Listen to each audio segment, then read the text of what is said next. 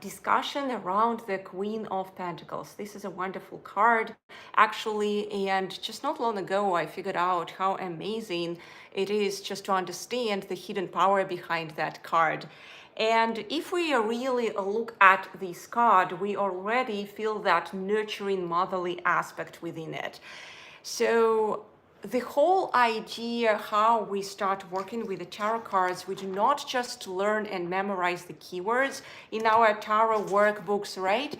We try to go to that symbolism, and through the symbolism we really reconnect to our heart center, to our intuition, and that's what is happening as a magic, because logically we plant the seeds from the heart center to the keywords, and then keywords, they pop up, they appear. We don't need to memorize those tarot cards and how to work with them. That's how amazing it is. My name is Yulia, and I've been in tarot world for more than 10 plus years. And my mission is to spread that light, positivity, guidance, and abundance flow wherever I step in. And I teach how to use tarot cards for that specific purpose, specifically because tarot, it's not just a fortune telling tool. Tarot, it's an amazing tool to actually rewire yourself from the logic of all your mental constructs and start really living your reality based on your dreams. So let's get started. So today I will literally demonstrate how we can use the hidden power of the Queen of Pentacles to literally open up all the secrets about your talents. And that was the huge revelating point for me.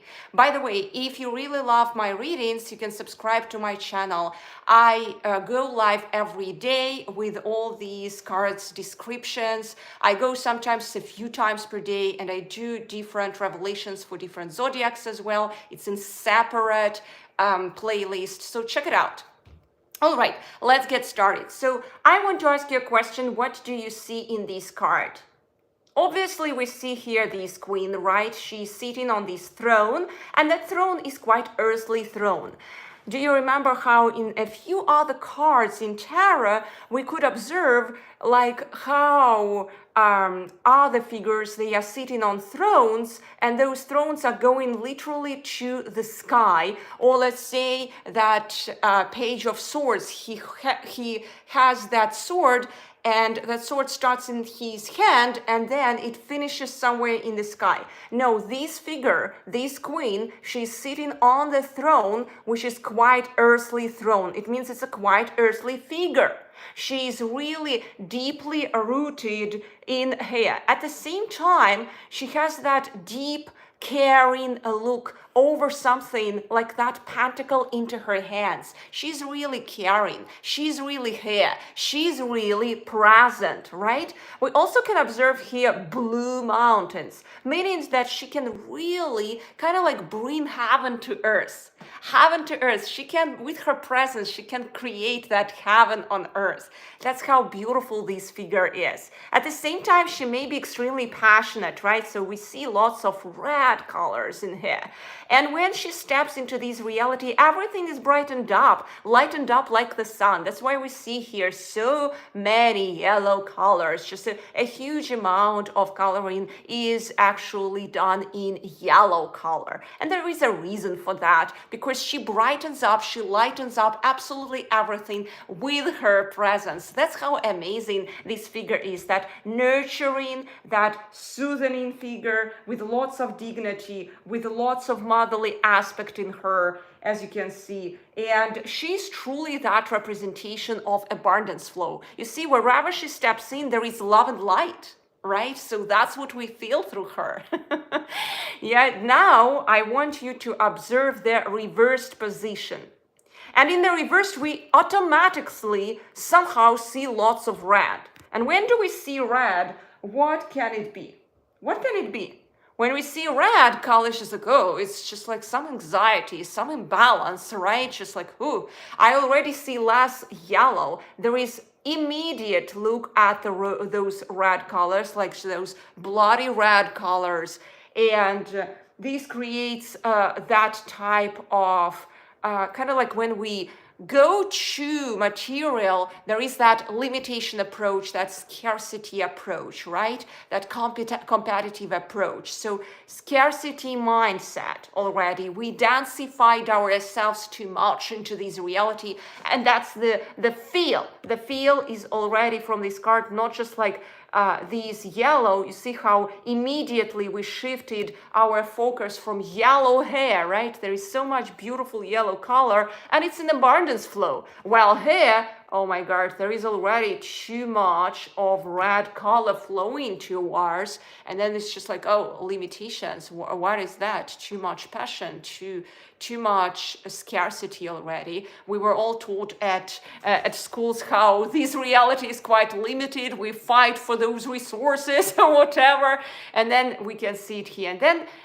what is quite interesting, she's holding here too much over this pentacle. Here she's doing it in a caring way, right? In a motherly, nurturing way. While here she's holding over it, right? That attachment is in there. And that's what is augmenting even that scarcity mindset, and creating even like more flow into that sense of restrictions, like this reality is restricted. And that's the that reversed sense of this card. Yeah, so you can study this card not just from the classical Rider-Waite, you can study it from other masters. I, for example, created as well the other deck, like the representation of the Rider-Waite, and this is my understanding of these cards specifically. So as you can see, it's pretty much the same. Why it actually is healthy to study other masters? Because you enrich your experience, you get their perspective, and it's so amazing to start from Rider-Waite, from the classical representation, and then see like other masters, what do they get from the same card. If one day you will be creating the deck, that's perfect. Maybe you will share your gift to the world as well. So it's so amazing just to add to this journey from your products, from what you create, from how you spread the voice. And that's exactly what I am teaching, by the way, because we all here want to collectively stand up and start spreading the voice for abundance. This card, by the way, is the representation of that abundance flow and opening up to your talents. Do you see how she is literally weaving her reality and get focused onto that talent? So whenever you want to work with opening yourself to your talents, understanding your what you truly are required to do here, you know, or what are the best things what you can do in life. This is amazing card to work with because she's really rooted here. She's one of the most rooted cards. At the same time, she has that numerology here, number 13. So if you compare her with the King of Pentacles, this is King of Pentacles, the numerological sign here is 14. It's much more stable. Those who are in numerology, they can confirm it, right? So, and you have the sense, the Vim here. Oh, it's much more stability, like, whew, you know, that's how he's sitting. And he is already owning it all. He's sitting in a very stable way, while she's sitting like in between the worlds, in a very caring, nurturing, motherly way. And actually, if we look at all the queens in the tarot deck, we will see that motherly aspect, like that lady sitting in between the worlds. When we look at all the kings, by the way, a very beautiful hint for all of you who just are beginners and starting to study the tarot deck, you always want to study from principles. And the principle behind all the kings is just much more rooted figure. It's much more stable figure. It's number 14 figure, right? 14, that's stability. That balance from that sense of stability. While she is number 13. And another card in the major arcana, which has number 13. Do you remember which one? Do you remember which one? 13, this one. This is the card, okay? It's death. So in many cultures in the world, actually, women are being even afraid of. They call them witchers, something. They put even certain things there beyond their eyes so that the women will not even look into the world. That's how powerful women here can be. We have that true power in between the worlds. Especially if a woman is pregnant, she is truly like happening in between the worlds. Those of you who have been pregnant, those of you ladies who have been at that state, you probably can confirm it, that you're like not here and here at the same time. That's a very interesting state. So that's why women have always been involved in lots of activities which are like in between the worlds. And there are so many women here who are truly connected, who can truly do so many beautiful channeling activities and esoteric activities. Men usually study. They study, okay? Guys, even if you listen to me, but you really study, and it's natural because your whole experience, your whole avatar is dancified here. While we women, we are much more subtler beings, and we can get the access to the knowledge just like this without learning through the books, okay? We can really get that access through that connectedness to the universe very easily. And then you guys, you many times are just asking, how is she doing it? We naturally have that intuition. Okay, the question is, how do we develop that constant communication with them?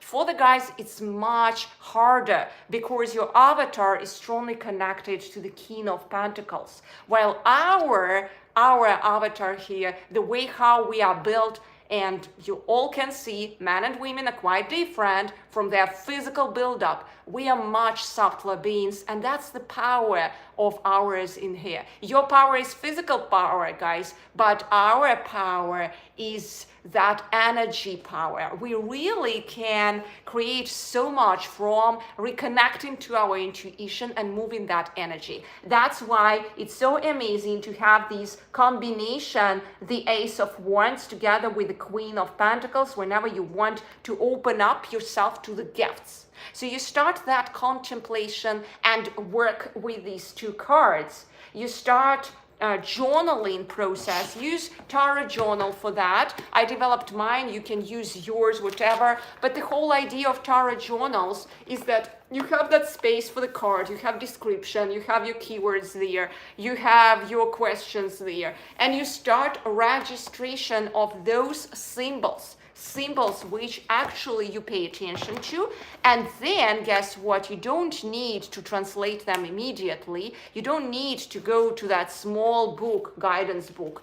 You can connect to the interpretation of that symbol by contemplating about it and putting it into your tarot journal next day. So first day, you just, let's say, paid attention to a specific symbol. Let's say this water, right? So you paid attention. You don't know what it may mean.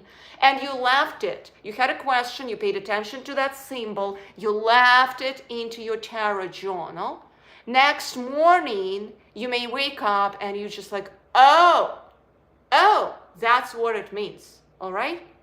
And it doesn't mean that water, it will mean for you maybe like some resolution in a specific situation. You will see the answer through that water. That water may be nurturing, or that water may mean that you spilled the milk, that you actually maybe talked out too much or whatever, something, or you talked out some secret, whatever. So it can be specific based on situation. Let's say, why I mentioned that talking out is secret. So you opened up your talent, and then you came to the world, you started talking, and you talked it out to people who really don't support you.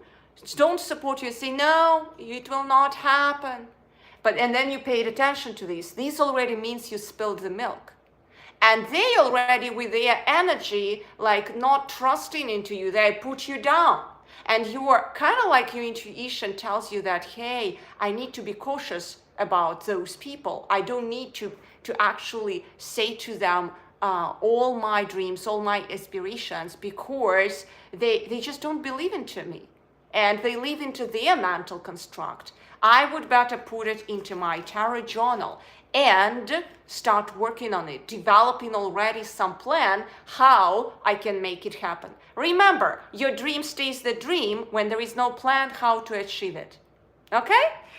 So yeah, this is the power of this card, and in order to reconnect to it, you want to reconnect with the power of your heart. So your heart is like that closed lotus, and to reconnect with the power of your heart, you want to start opening that lotus petal by petal, opening your heart. This is the mudra for heart chakra, and this card is truly inspired by that heart chakra with that nurturing approach, all right? Nurturing, motherly approach. So do you see how we ended up with the keywords for upright position as nurturing, motherly, caring, right? And for this position, it was, I want to remind you, for the reverse position, it was already like there is some resistance, there is some neglect, there is some scarcity mindset.